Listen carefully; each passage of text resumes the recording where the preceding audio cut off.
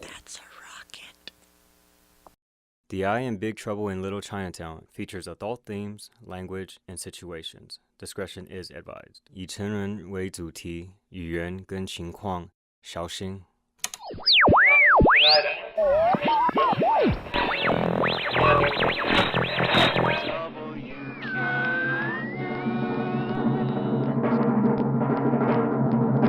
Crime may like to hide in the shadows, but it can never really hide from the eye.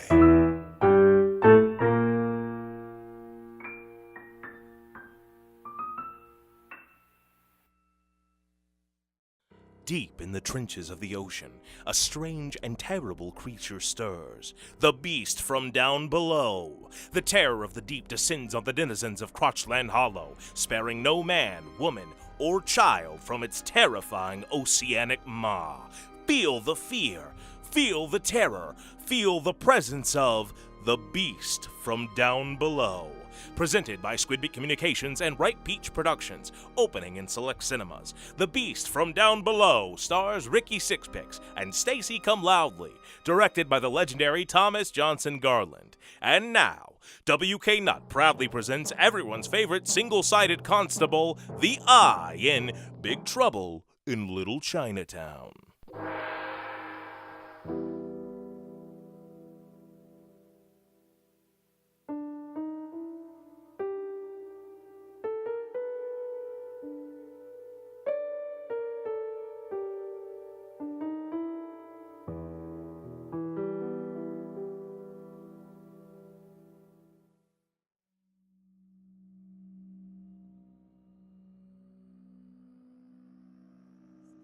There's no need to fear. Embrace me, and I'll embrace you in return. I will kiss you all over, and I will take all the pain away. You poor, poor thing. Come to me, and I will make everything all right.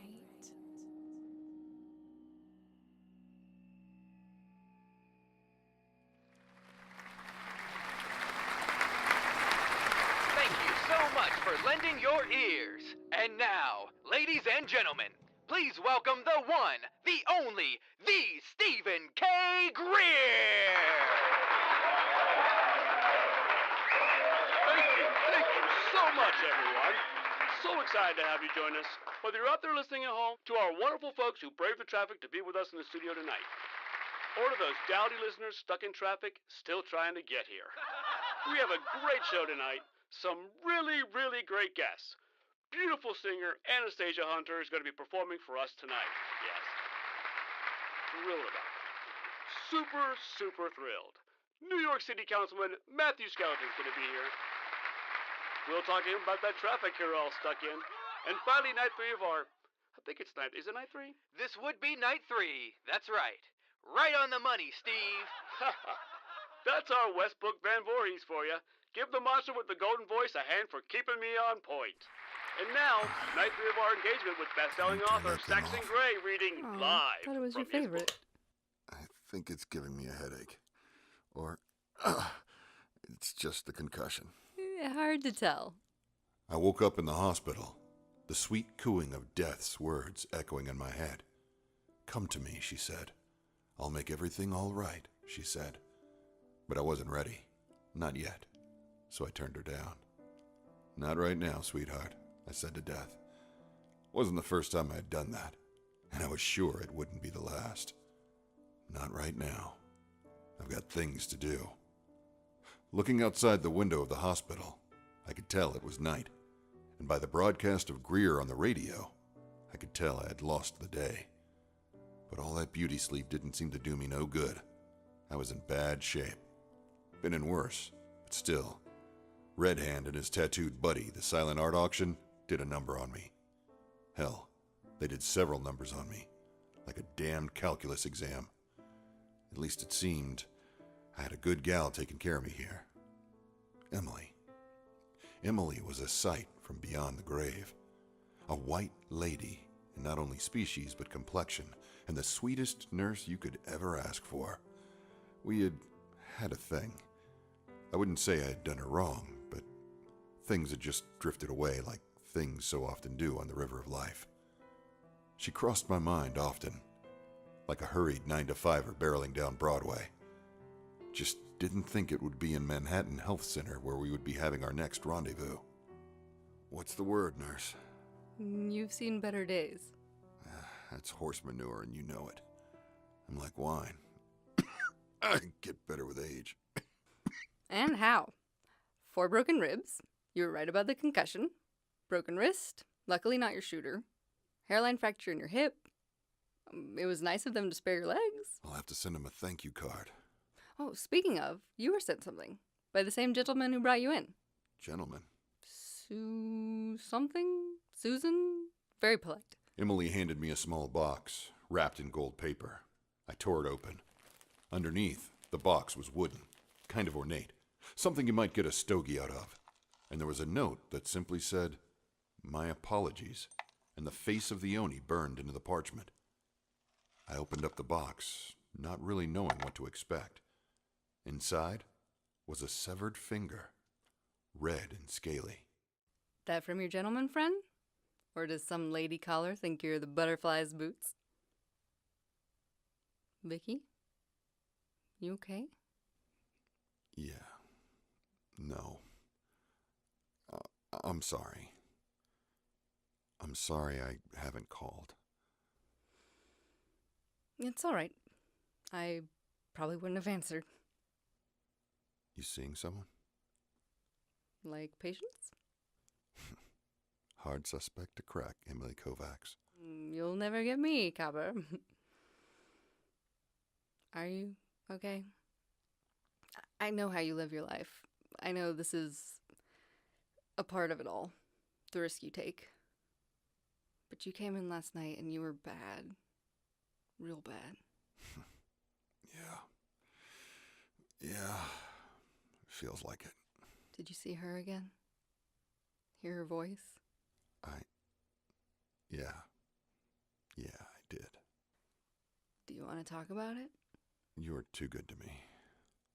I'm sorry I wasn't as good as you. Stop talking. I'm serious. I don't care. Caring about how serious you are is above my pay grade. I'm worried about you.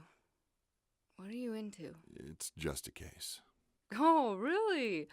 I thought you went swing dancing. I do have something you could help me with, if you wouldn't mind.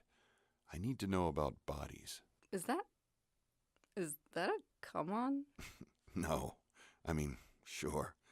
But I didn't mean it. I don't think I could even... I think my ribs are in my lungs. It's a possibility. This case. Girl found dead, missing her organs. Like an attack? No. Like she was sewn back up afterwards. I need to know who in Chinatown deals with organs like that. Medical purpose, edible, whatever. I figured you're in the field. Kind of. A tangential connection? If you could ask around, keep your ears open. Anything about a 20-something Chinese broad that was hollowed out. I could toss you some lettuce if it helps, or if you like. Shut up. You sure tell me to shut up a lot. I've been told I don't have a good bedside manner. Actually. Shut up. I've got rounds to see to. Hey, Em? Yeah? We copacetic? We're good. You're gonna sneak out of here and get back to your case, aren't you?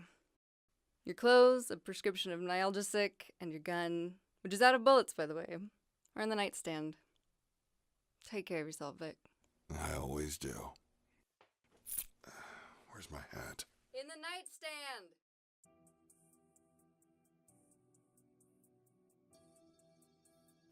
Emily was a good dame.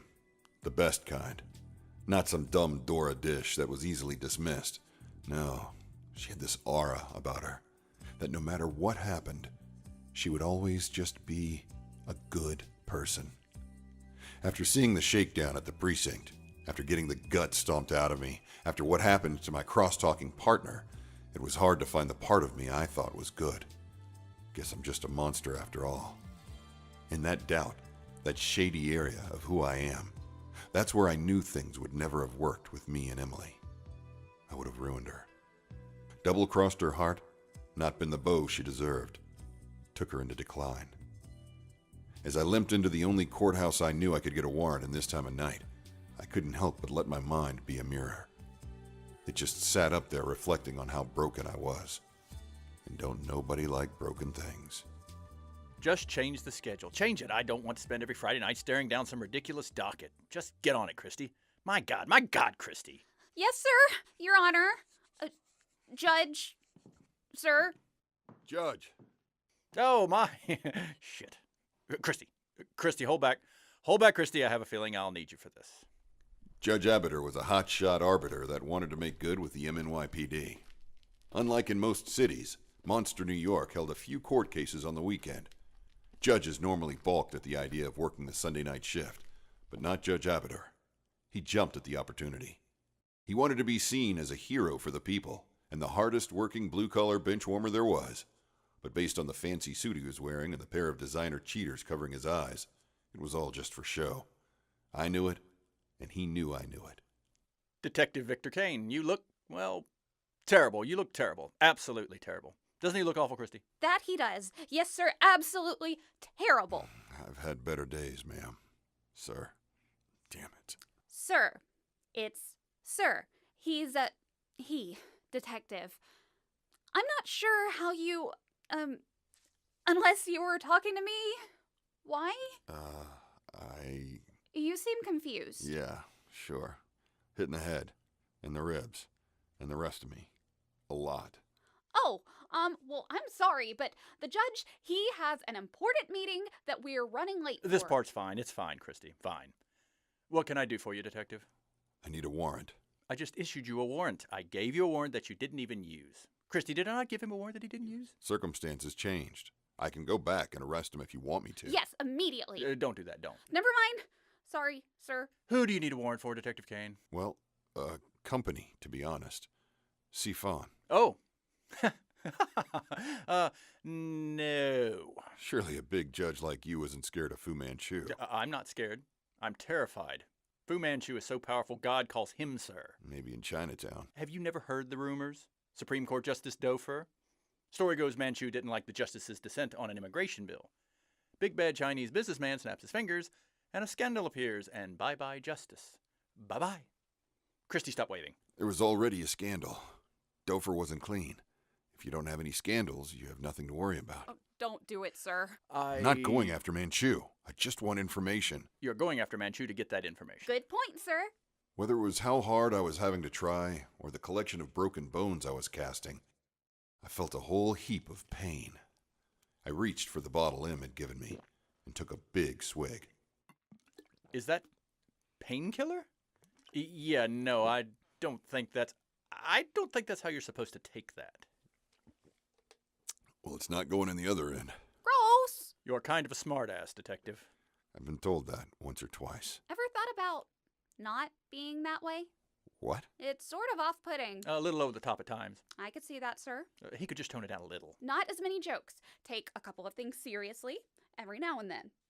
Maybe try 30% smartass and 70% taking things seriously. That would be pleasant, yes. Pleasant indeed.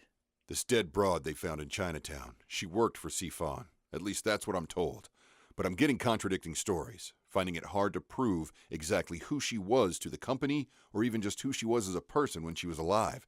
I need to find that out so I can find out why she's dead. It looks like someone's trying to start a gang war in Chinatown and is using her death as the first gunshot. But I'm not buying it. But people are selling it, and I don't have proof either way. I got a hunch that Tushu Guan is going to provide me some clarity. Tushu Guan is owned by Sifan and houses all of their paperwork. Ergo, it would have documentation of the girl, if she was in fact an employee, which may or may not be the case. Again, I need information, and I gotta go through you to get the warrant that I need to get that information. You want to be the big cheese of the Big Apple? We all know it. Everything you do is a political step. I don't know if you want district attorney, mayor, governor, or damn president of the United States. Hell, I don't give a shit. But the police force remembers favors, and those who aren't afraid to lend us a helping hand. You want us on your side? Be on ours. That was a very good speech. Don't be laud the man. Christy. Fine. I'll do it. I'll sign your warrant. In my current state, I was like a poorly chosen piece of equipment at a putt-putt range. I shouldn't have been a driver. The painkiller was making me feel like I was swimming on dry land, which made my ribs hurt, I think. So I drank more painkiller and kept swimming, which made my ribs hurt, I think. And so on, round and round. It was a vicious cycle that made the drive uptown interesting. Somehow I got to Tushu Guan in one piece. I think I parked in a crosswalk. And this place was built like a fortress. Pristine, military-like, those big jalousies so even the windows could have privacy. It was the type of place that wanted you to know it was the cat's meow, that wouldn't take any baloney from anyone. The kind of building that would intimidate somebody. Not me. Not me and my trusty bottle of painkiller. Hi, welcome to Tushu Can I Guan. help you, sugar? You got an appointment. The main hallway did a wishbone, and in the middle of it was a tiny teller's desk lit by 2 torches. Behind some form of protective glass, protecting from Lord knows what, was a trio of pretty girls, all inhabiting the same body. 3 heads, 1 woman. No appointment, I'm sorry. That's fine, honey. Appointments aren't always necessary. Is there something we can help you You with? should make an appointment everywhere you go. Shush now. Don't mind us. What? It helps if you maintain your schedule. You make appointments so that you know where you're supposed to be and when. Sometimes unexpected things come up. Not if you have appointments. What is it you were looking for help with, dearie? Yeah. I actually have a, what did I do with that? Damn pockets. Oh, for Christ's sake, come on, you lollygagger. We don't have all Don't day. be rude. How are we being rude? Excuse us, sweetie. It's rude to rush He's someone. not someone. He's a drunk. He's obviously drunk. We didn't mean that, darling. Probably some drugstore cowboy trying to pick us up like some flu. We, for one, could use a little action if you ask us. Actually, ladies, shit. I'm with the MNYPD.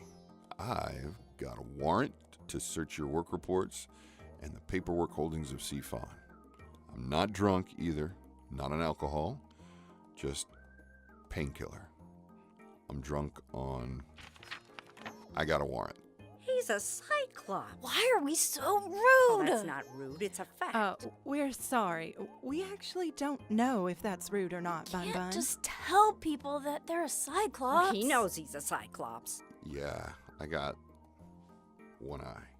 And you're a lovely cyclops, He's Puddin'. a cyclops. And a cop.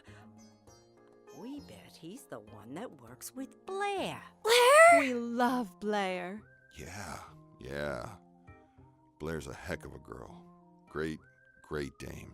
She basically runs the place. You should have told us that you knew Blair. Oh, he's so off his rear, he probably doesn't even remember he Any knows particular Blair. paperwork you're looking for, doll? We got lots of paperwork Which here. you're more than welcome to go through. Specificity helps. Unless you just have a fervid desire to sort through papers for the next couple of years. Wharf 47. Jim's upholstery. Shit. 74. Sorry. Numbers. Wharf 74. Pan Pan long. long. So that'll be on the 4th floor in Camilla Sweetums. In Camilla? Thank you? So that's just down here and then... Don't be silly. Cookie will show you the way. You get lost. Cookie!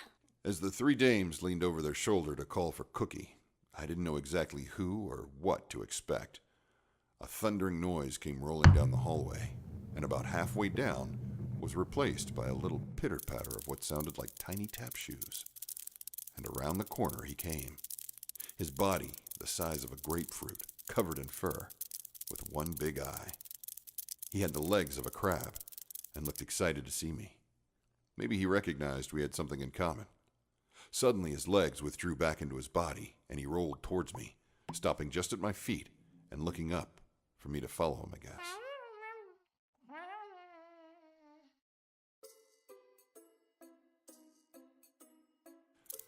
My furry little one-eyed friend ankled me down the hallway into the elevator. He was a talker. I was trying to be polite and be a good listener, but it just sounded like a baby talking to a handicapped kitten. Part of them reminded me of myself when I was young. Not the furry bits or rolling around with the one eye and being a mumbler. When I was in grade school, I had this teacher who every day would find creative ways to make fun of my low-end chatter. She'd call me a bombliate, bomberate, bombinate. Is that the word? Point is, I was higher than Amelia Earhart and just as lost.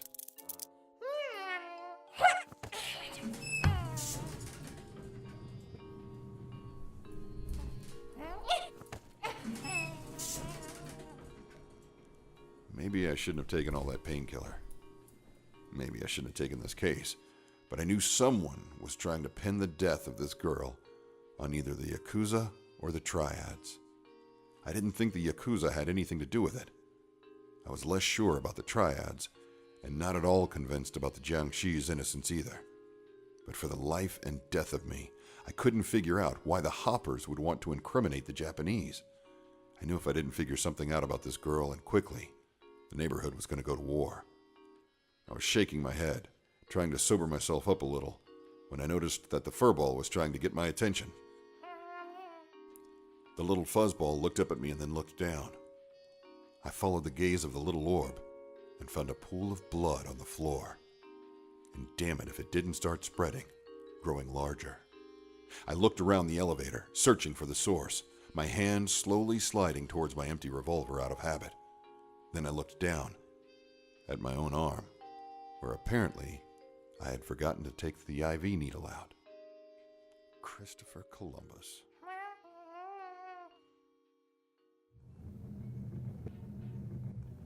Hi there!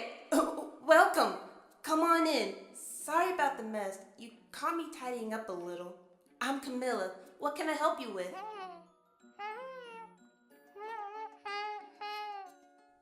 Cookie led me into a room filled with filing cabinets, and flesh, and a voice. Not as separate entities either.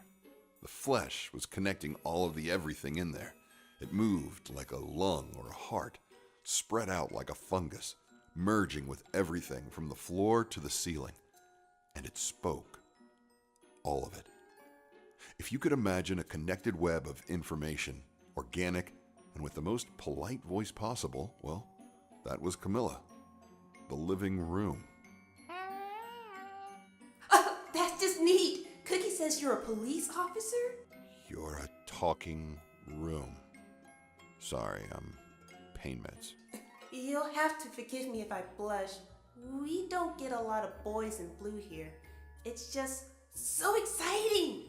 What can I do for you today, officer? Yes, ma'am. Sorry if I bleed on you. I'm interested in some paperwork you might have. Panlong? Come to the right place. Anything specific you're looking for, or just Panlong in general? Yes, ma'am. I'm afraid I don't have a lot of information, but I'm looking to see what you could tell me about a girl named Jian. She worked at the docks, 21 years old, came here about 6 months ago. Sure thing. That's actually really helpful, officer. You have a lot more information than most people come in here with, so thank you for that. Makes my job easier. Now, let me see. It was like the whole room was in some deep trance or meditation of some kind. You couldn't hear anything, but being inside of it, you could feel it. And then suddenly... Here we go. I think I found something. And like a magician causing a card to rise up out of the deck, the drawer of a filing cabinet opened, and a couple of papers popped up to make themselves available. So I found, and I think this might be the girl you're looking for, a Jian Jia, or culturally appropriate. It would be Jia Jian. Most Chinese names are surname first. Just a fun little tidbit. Yeah, this is her. Great, that's awesome. Now, do you read Chinese? I don't. That's totally fine. I can help you out here. So it says, it doesn't have a lot of information, but it says she was 21 years old and that she came to the wharf just at 6 months and 4 days ago. A farm girl? Which is a weird way to reference things. And she was brought to the docks to be, which is... Bait. Something like that, yeah. Look at you knowing some Chinese. That's impressive. I was told she was from a poor region of China. Is that confirmed here? Actually, No, not much personal information, I'm afraid. Just farm girl. What about any work reports on her? Let's see what we can find.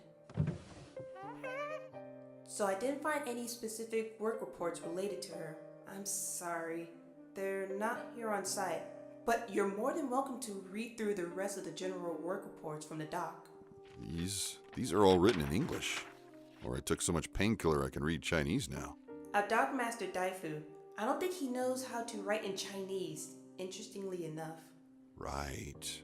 I met him once. Really nice guy. He tried to take one of my cabinets, though. Ah! That's funny. Sorry. Look, I know this girl came here 6 months ago. Any information on when she was actually hired? How all that went down? Actually, that's kind of an interesting thing. I found one other document that had a Jianjia on it. It looked like a start work form, but oddly enough, it's dated almost 22 years ago. 22 years? Was there another John Jia that worked for the company? Not that I can find at the moment, but it's possible. 22 years ago, the record keeping wasn't as up to date as it is now. Does it seem rude for me to say that? And I know a lot of families will repeat the same name for their descendants. Kind of like a junior, but that's for boys, and she was female, which is different. Yeah, that is pretty different. Boys and girls and all that. Right. One more person I have a question about, then I'll get out of you. An older woman by the name of Meng Po. You're impressive. Officer, flattery will get you everywhere. Huh. She first started working for Sifan 25 years ago. But it says she was terminated 15 years ago? That doesn't make sense. I just saw her. The rest of this is in Chinese. What does it say? It reads, reason for termination, services no longer required? But she's still down at Panlong. That's strange. You're telling me. This says she was fired, but she's still down there doing paperwork for... No, officer, not quite. I mean, rather, Meng Po never worked for Panlong. If you look at the top of the paper, she was a private employee for the Manchu family. It says that she was the nanny for their daughter, Fa Lo.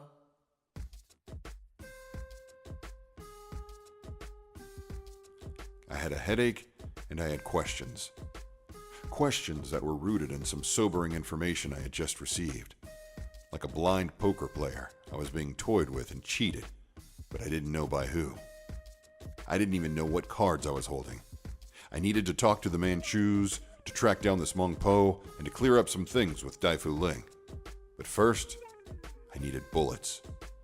My shooter was empty, and with the way things had been going, I needed ammunition. So I strolled into my station to reload and regroup. Detective Kane, you're working from here tonight? Don't mean to kill your hopes, Blair. Just a pit stop. Heading to the docks. Well, thanks for gracing us with your presence. If only but for a moment. Detective? Druid. Hey, Druid. You on something right now? Just some paperwork, sir. Let me put you on something. I need you to track down a woman. Meng Po's her name. Older Asian lady. Has an affiliation with the Manchu family in Sifan. And get your partner, what's his name, Wolf, to run down whatever radio jockey's got the Chinatown beat. Partner's out sick. Food poisoning or something. Eat some bad fruit. Guess that's double work for you. Yeah, great. Sure. Damn snot-nosed puzzle-faced kid. If my car was my mistress, then my actual office was my wife. And I was a shitty husband. I hadn't seen her in a few days. Only put my eye on the broad when I needed to. And right now, I needed to. In the center of her, there was a desk, and tucked to the right, behind said desk, was a bookshelf. Tall, trusty, and filled with essentials. Garlic, books, whiskey, bullets. I started filling my pea shooter and stuffing a couple of rounds in my pockets when I looked behind me, towards my desk, and on top of it, I saw a little man, made out of paper. I had to do a double take to make sure it wasn't the meds again. The day had been like that. But there he was. The paper man stood atop a pile of my books and other things that should have been there, standing out because he was standing up and shouldn't have been. He took a brief bow and fell down, like a normal sheet of torn legal pad. I walked over to the desk to inspect him further. On the piece of scrap was written a message. The answers are at Sifan. Blair? Detective? Has anyone been in my office? No, sir. Not since I've been on shift. Are you still heading to the docks? Not anymore. That'll have to wait. Something tells me I need to head back to Sifan. Sir, I think you might want to go to the docks. I drove to the docks like I was unwrapping a present. I was moving so fast I don't remember it, and yet I didn't know what I was going to get. When I got there, the place was blocked off with crime scene tape. Cop cars, Chinatown's precinct. Coroner, ambulances, fire brigade, the whole team. I walked past the boys in blue, flashing my VIP pass, and headed to Wharf 74, where I saw a bigger crowd than the Macy's Day Parade. Half the wharf was on fire, and there was this mucilaginous gunk covering the ground.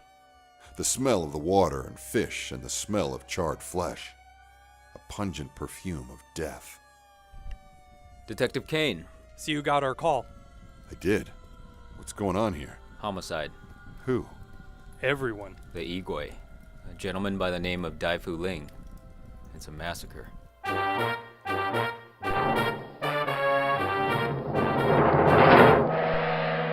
Tune in next time to see if the ghoulish sleuth can get to the bottom of the mystery.